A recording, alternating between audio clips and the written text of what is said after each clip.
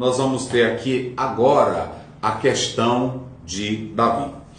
Interessante, irmãos, que quando nós atentamos para essa questão de Davi, alguns estudiosos perguntam se Davi era filho ilegítimo, se Davi não era filho legítimo, porque a Bíblia diz que quando o Samuel foi à casa de Jessé, o belemita, Jessé que era neto de Boaz, e interessante lembrar que no caso ali envolvendo a Ruth, ela era moabita. E lá na genealogia de Mateus I, isso vai ser ligado muito bem para mostrar que Jesus também não tem sangue 100% só de judeu, não é isso?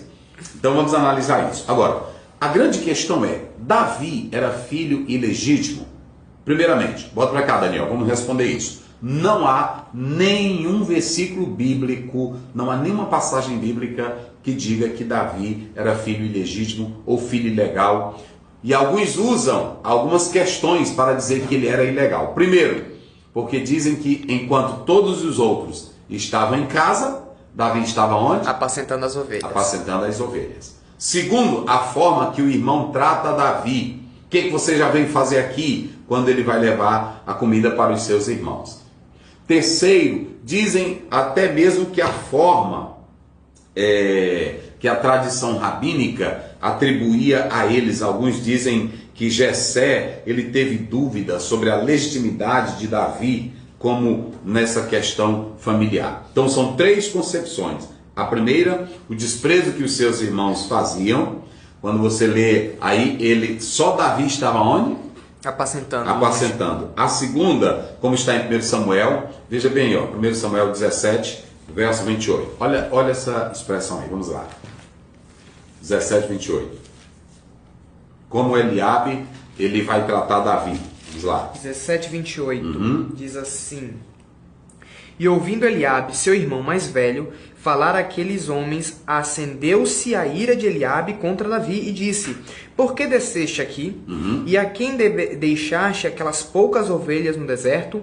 Bem conheço a tua presunção e a maldade do teu coração, que desceste para ver a peleja. Muito bem. Então eu estou mostrando todas as opiniões que eles dizem que Davi não era filho legítimo. Primeiro, a forma que o irmão tratou Eliabe. Segundo, quando Samuel foi ungir um dos filhos de Jessé, todos são 7, não é isso? Isso. São 7, está bem aqui no texto. A Bíblia diz aqui no capítulo 16, verso 10, como é que diz? Assim fez passar Jessé os seus 7 filhos diante de Samuel, porém Samuel disse a Jessé: O Senhor não tem escolhido nenhum deles. Aí ele diz assim, verso 11.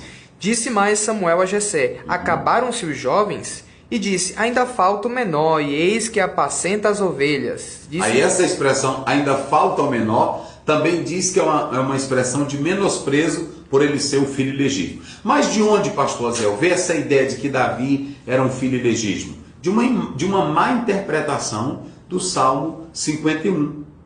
Quando o próprio Davi, ele, lá no Salmo... Em iniquidade 51, eu fui gerado. Primeiro, em iniquidade eu fui gerado. Aí alguns pegam essa expressão para dizer que Davi estava dizendo que era filho ilegítimo. Não. Primeiro, quando você lê o capítulo 32, é que trata do pecado de Davi com Batseba.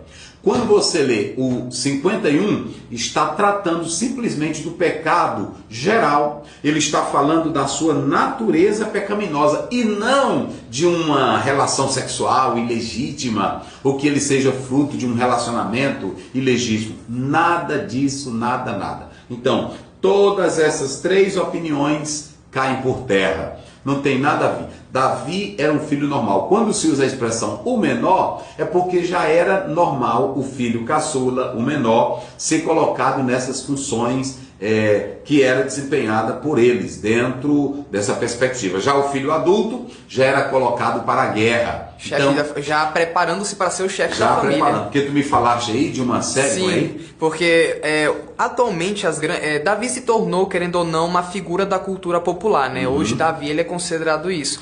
E hoje tem várias produções, inclusive uma recente, que é A Casa de Davi, lançado pela Amazon, que mostra justamente isso, Davi como fruto de um casamento ilegítimo, de uma união ilegítima entre Jessé e uma outra pessoa. E aí ele fica sempre ali ao raiz dos irmãos, sempre ali longe, distante, Jessé ali meio que querendo rejeitar ele.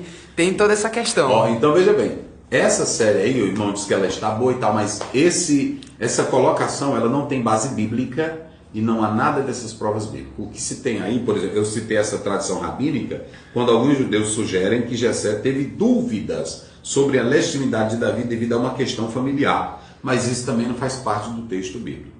Ademais, vocês sabem que o filho, todo menino caçula dentro de casa, o que o maior faz com o caçulinha? Sempre quer implicar. Implica, menospreza ele, né? Assim, não deixa ele entrar no quarto, na hora que ele faz alguma coisa, quer mandar nele, manda ele fazer as coisas. Dedura logo pra mãe.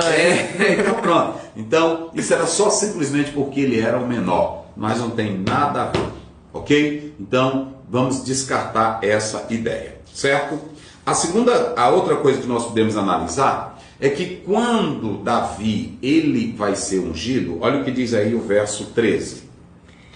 13. Então Samuel tomou o vaso de azeite e ungiu-o no meio dos seus irmãos. Isso. E desde aquele dia em diante, o Espírito do Senhor se apoderou de Davi. Então Samuel se levantou e se tornou a Ramá. Então, veja bem, hoje os pregadores pentecostais e outros gostam de fazer, ele foi envergonhado, chama o menor, bota bem aqui, Davi era... Não, gente, tire isso da mente de vocês, tem nada a ver isso aí o texto, nada. Muita gente prega isso, os pentecostais, né, assim. Olha, quando Deus tem projeto contigo, eu quero dizer para você que é humilhadinho. Primeiro, essa expressão aí, o menor cuidar das ovelhas, era uma atividade, como eu já falei aqui, que era designada, era uma coisa servil. Aqui, nada, era o filho menos importante, que era uma função para o empregado do dono da casa. Já era uma função daquela época. Já era uma função. Então, Davi não estava lá no campinho, jogadinho, ou coitadinho, porque os irmãos não ligavam, era filho ilegítimo, ele... O injustiçado. O injustiçado, nasceu, mas jogado lá. Não, menorzinho, ele era o caçula, os outros já estavam crescendo, estavam sendo enviados para o exército, e outros ficavam... Mas não tem nada, tira isso, vamos tirar isso. Olha, essas analogias que se pregam elas são absurdas. Ele estava lá e havia o menor. Olha aí, né? O verso 11, lê aí. Olha o verso 11 aí no texto. Disse mais Samuel a Jessé: acabaram-se os jovens, e disse: ainda falta o menor, e eis que apacenta as ovelhas.